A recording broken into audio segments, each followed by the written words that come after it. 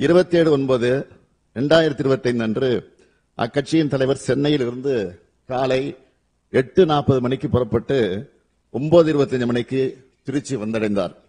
அதன் பின்னர் நாமக்கல் நிகழ்ச்சியில் கலந்து கொண்ட பிறகு கரூருக்கு இரவு 7 மணிக்கு வந்துள்ளார். அதாவது அறிவிக்கப்பட்ட 12 மணி கடந்து 7 மணி நேரம் கழித்துதான் வந்தார். இந்த காலதாமதம் கூட்ட நெரிசலுக்கு முக்கிய காரணமாக அமைந்தது. நான் பேசிய பிறகு இது தொடர்பாக அனைவரும் உரையாற்றுவதற்கு வாய்ப்பு உண்டு. அந்த வாய்ப்பை சபாநாயகர் வழங்குவார் என்று நான் நம்புகிறேன். நிச்சயம் வழங்கப் போகிறார்.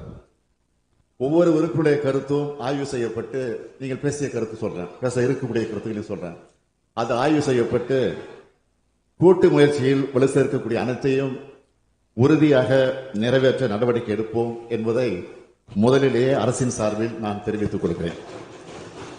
மாண்புமிகு பேரவைத் தலைவர் அவர்களே, கரூர் மாவட்டத்தில் நிகழ்ந்த துயர சம்பவம் ஒட்டுமொத்த தமிழ்நாட்டு மக்களின் மனதையும் உலுக்கியது. நம் அனைவரையும் பெரும் அதிர்ச்சிக்கும் சோகத்திற்கும் உள்ளாக்கியது. இறந்து போனவர்களுக்கு ஆழ்ந்த அஞ்சலியை நான் செலுத்துகிறேன். உறவுகளை இழந்தவர்கள் அனைவருக்கும் எனது ஆழ்ந்த இரங்கலையும் தெரிவித்துக் கொள்கிறேன். கரூர் வேலுச்சாமிபுரத்தில் கடந்த 27/9/2025 அன்று தமிழக வெற்றி கழக கட்சியினுடைய தலைவர் அவருடைய அரசியல் நிகழ்ச்சி நடைபெற்றது. அந்த கட்சியின் கரூர் மேற்கு மாவட்ட செயலாளர் இதற்கான அனுமதியை கோரி பல்வேறு இடங்களில் அவர் அனுமதி கோரிய இடங்களில் போக்குவரத்து நெரிசல் இருக்கும் என்பதாலும் பொதுமக்களுக்கு தொல்லை ஏற்படும் என்பதாலும் பாதுகாப்பு காரணங்களாலும் அனுமதி வழங்கவில்லை.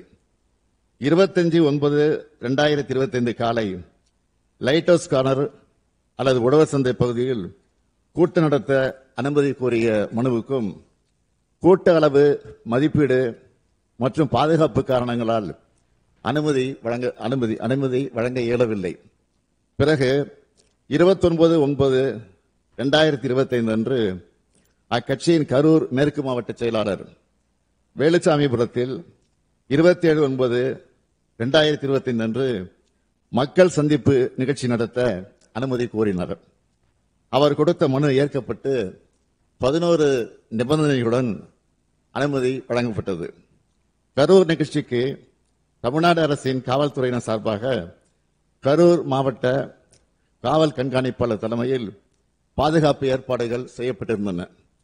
3 கூடுதல் காவல் கண்காணிப்பாளர்கள், 5 காவல் துணை கண்காணிப்பாளர்கள், 18 ஆய்வாளர்கள், 75 உதவி ஆய்வாளர்கள், ஆயுதப்படை காவலர்கள் உள்ளிட்ட 515 காவலர்கள் கரூர் மாவட்டத்திலிருந்து பாதுகாப்பு பணியில் ஈடுபடுத்தப்பட்டு இருந்தனர்.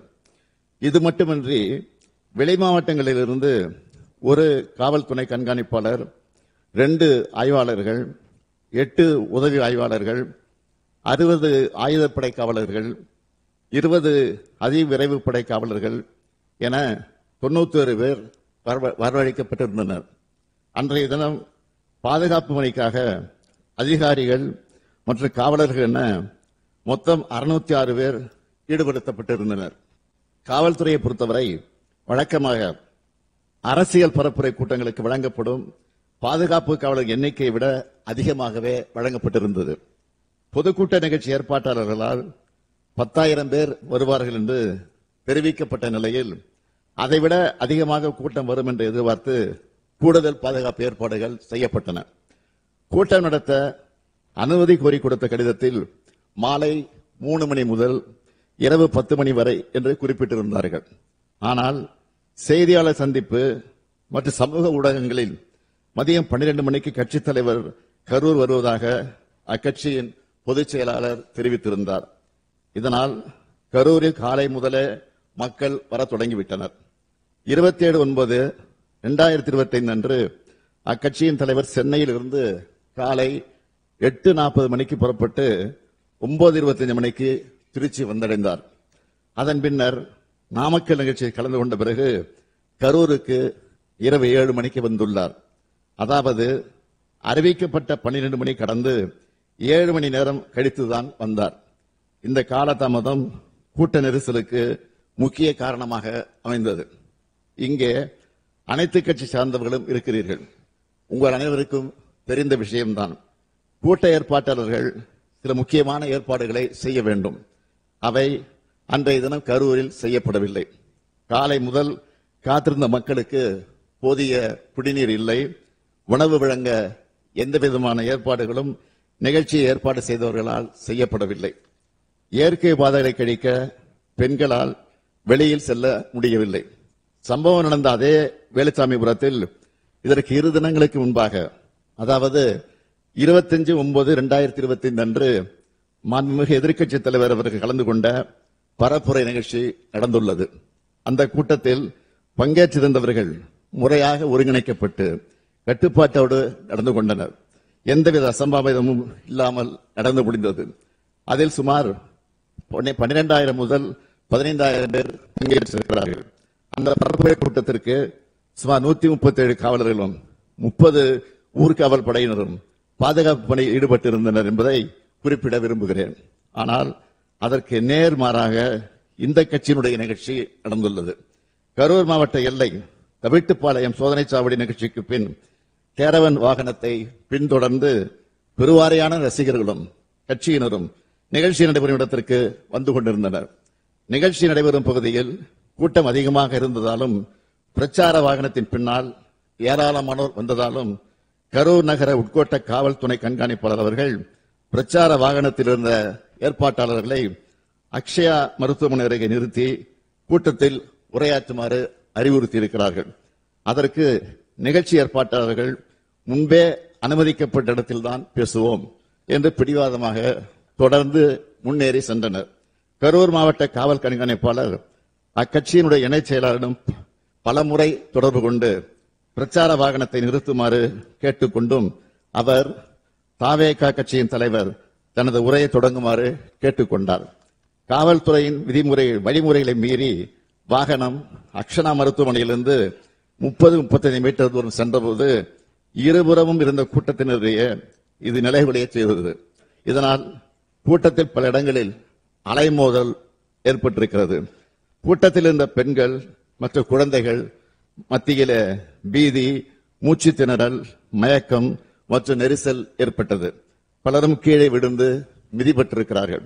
கூட்டத்தின் ஒரு பகுதியினர் ஜெனரேட்டர் பகுதிக்குள் நுழைந்து தகர கொட்டகையை அகற்றியும் வெளியேற முயற்சி செய்திருக்கிறார்கள். இதனால் மின்சாரம் தாக்குவதை தடுக்க ஜெனரேட்டர் ஆபரேட்டர் மின்சாரத்தை துண்டித்திருக்கிறார். நிகழ்ச்சி நடைபெற்ற இடத்தில் கூட்ட நெரிசலால் காயமடைந்தும் சோர்வினால் மயக்கமடைந்தும் மக்கள் உதவி கோருவதை கவனித்து காவல்துறையினர் மருத்துவமனை ஆம்புலன்ஸுக்கு தகவல் அனுப்பி வரவழைத்திருக்கிறார்கள். இவ்வாறு கூட்ட நெரிசல் ஏற்பட்ட போது அவர்களை காப்பாற்றத்தான் ஆம்புலன்ஸ் வந்ததை தவிர நெரிசல் ஏற்படுவதற்கு முன்பு எந்த ஆம்புலன்ஸும் வரவில்லை. காவல்துறை, தீயணைப்பு மற்றும் மீட்புத் துறையினர் மற்றும் ஆம்புலன்ஸ் மீட்புக் குழுவினர் காயமடைந்தவர்களை மீட்டு அருகில் உள்ள மருத்துவமனைகளுக்கு அனுப்பி வைத்தனர். மீட்பு பணிகளில் முழுவீச்சு நடைபெற்றுக் கொண்டிருக்கும் போது தாவேகா கட்சியினர் 2 ஆம்புலன்ஸ் ஓட்டுநர்களை தாக்கி ஆம்புலன்ஸ் வாகனத்தை சேதப்படுத்தி இருக்கிறார்கள். இதனால் மீட்பு பணிகள் தடைப்பட்டன.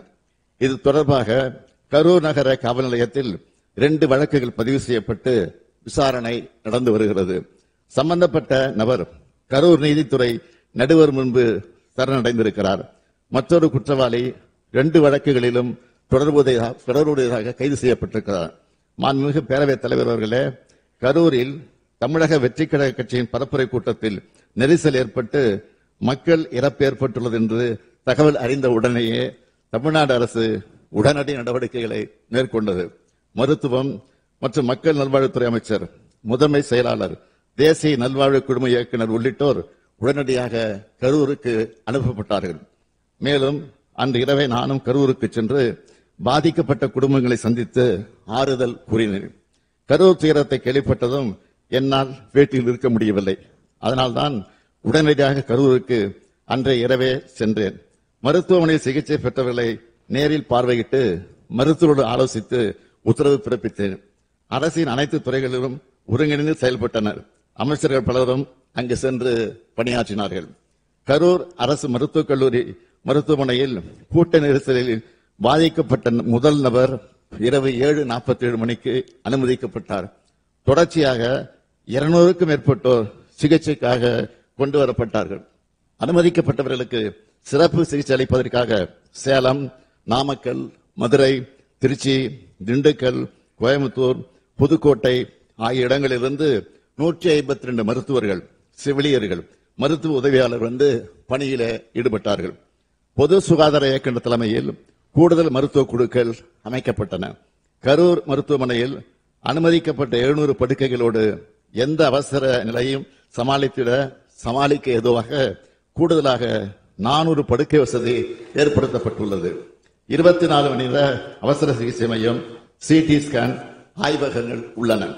பணிகளை விரைவுபடுத்திட திருச்சிராப்பள்ளி, திண்டுக்கல் மாவட்ட ஆட்சித்தலைவர்கள் மற்றும் மாவட்ட மருத்துவ குழுவினர் கரூர் அரசு மருத்துவக் கல்லூரி மருத்துவமனைக்கு வந்து ஹெல்ப் டெஸ்க் அமைத்து இறந்தவர்களின் உடல்களை காவல்துறை உதவியோடு அடையாளம் கண்டு பொது சுகாதாரம் மற்றும் நோய் தடுப்பு மருந்துத்துறை அலுவலர்களின் உதவியோடு உடற்கூராய்வு செய்வதற்கு ஏற்பாடு செய்தனர். கரூருக்கு அருகில் உள்ள சேலம், நாமக்கல் மற்றும் மதுரை அரசு மருத்துவக் கல்லூரி முதல்வர்கள் தங்கள் மருத்துவக் கல்லூரியில் இருந்து சிறப்பு மருத்துவ குழுக்களோடு 27/9/2025 அன்று இரவு கரூர் அரசு மருத்துவக் கல்லூரி மருத்துவமனைக்கு வந்தனர்.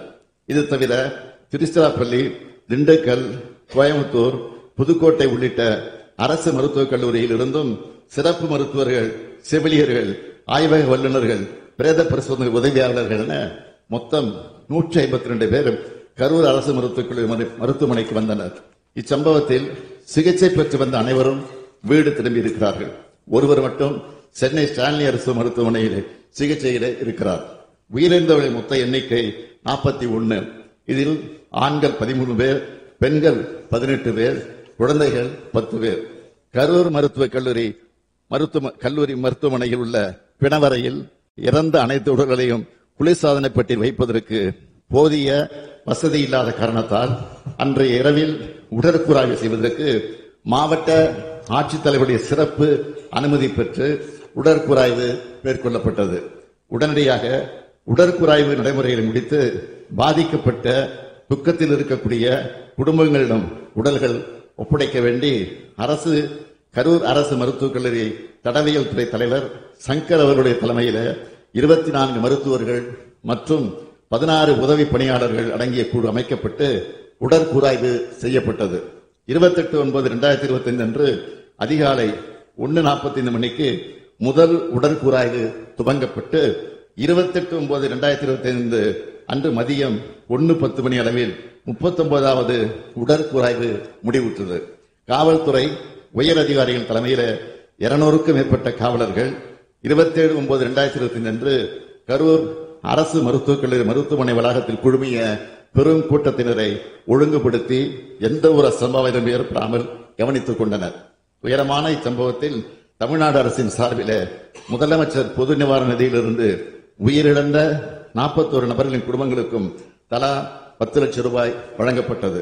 தீவிர காயமடைந்த 47 நபர்களுக்கு தலா 1 லட்சம் ரூபாயும், வெளிநோயாளிகளாக சிகிச்சை பெற்ற 55 நபர்களுக்கு தலா 50,000 ரூபாயும் என மொத்தம் 143 நபர்களுக்கு 4,84 லட்சம் ரூபாய் முதலமைச்சரின் பொது நிவாரணத்திலிருந்து வழங்கப்பட்டது. இந்த சம்பவத்தை விசாரிக்க 28/9/2025 அன்று ஓய்வு பெற்ற உயர்நீதிமன்ற நீதிபதி திருமதி அருணா ஜெகதீசன் அவர்கள் தலைமையிலே ஒரு நபர் ஆணையம் அமைக்கப்பட்டது. மாண்புமை சென்னை உயர்நீதிமன்றத்தின் உத்தரவுப்படி 3/10/2025 அன்று ஐஜி திரு அஸ்ரா கார்க் IPS அவர்கள் தலைமையில் சிறப்பு புலனாய்வு குழு அமைக்கப்பட்டது. தமிழ்நாடு அரசு இந்த சம்பவத்தை சட்டப்படி விரைந்து கையாண்டது. அனுமதி வழங்கல், மருத்துவ உதவி, நிவாரண விநியோகம் அனைத்தும் சரியான முறையில் நடந்தன. இதுபோன்ற துயரங்கள் எதிர்காலத்தில் நிகழாமல் தடுக்க வழிகாட்டு நெறிமுறைகள் உருவாக்கப்பட்டு வருகிறது. இந்த நிலையில் இச்சம்பவம் குறித்து உச்சநீதிமன்றத்தில் தொடுக்கப்பட்ட மேல்முறையீட்டு வழக்கில் இவ்வழக்கு CBI விசாரணைக்காக ஒப்படைக்கப்பட இடைக்கால உத்தரவு பிறப்பிக்கப்பட்டுள்ளது. நான் எனது 50 ஆண்டு கால பொது வாழ்க்கையில் எத்தனையோ நிகழ்ச்சிகளை பார்த்திருக்கிறேன், நடத்தியும் இருக்கிறேன். இங்குள்ள அனைத்து அரசியல் இயக்கங்களை சார்ந்தவர்களும் இத்தகைய அனுபவம் கொண்டவர்கள் தான். மாநாடுகள், பொதுக்கூட்டங்கள், ஆர்ப்பாட்டங்கள், போராட்டங்கள் நடத்தும் போது அதற்குரிய சட்டத்திட்டங்களும் நெறிமுறைகளுக்கும் பொது ஒழுக்கங்களுக்கும் கட்டுப்பட்டு நடத்தப்பட்டு வருகின்றன. அப்படித்தான் நடத்த வேண்டும்.